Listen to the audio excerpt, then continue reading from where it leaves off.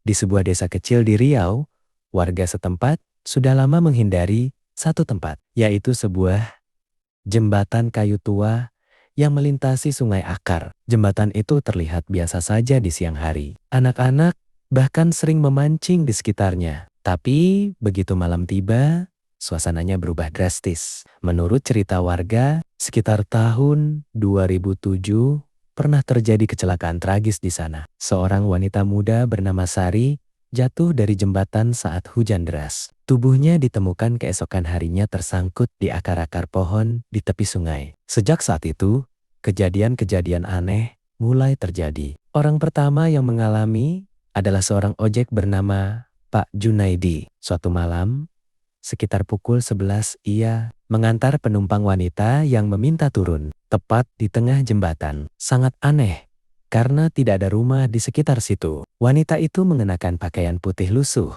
Rambutnya panjang menutupi wajah.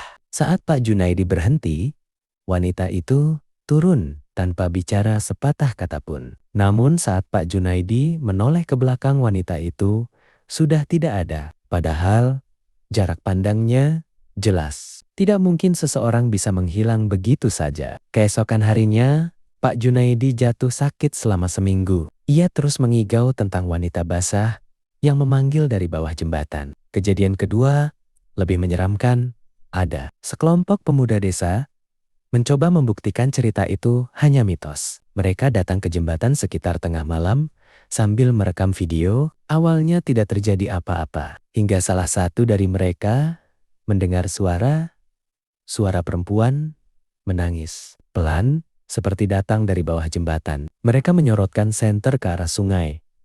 Dan di sanalah mereka melihatnya. Sosok wanita berdiri di antara akar-akar pohon. Tubuhnya setengah terendam air, rambutnya menutupi wajah, dan pakaiannya tampak basah kuyup. Salah satu pemuda memberanikan diri berteriak, "Siapa di situ?" Tangisan itu berhenti. Perlahan, kepala sosok itu terangkat. Dan dalam hitungan detik, sosok itu sudah berdiri di atas jembatan. Tepat di belakang mereka. Tanpa suara langkah, tanpa percikan air. Hanya muncul begitu saja. Mereka panik dan lari tunggang langgang. Tapi satu dari mereka, yaitu Andi, tidak seberuntung itu.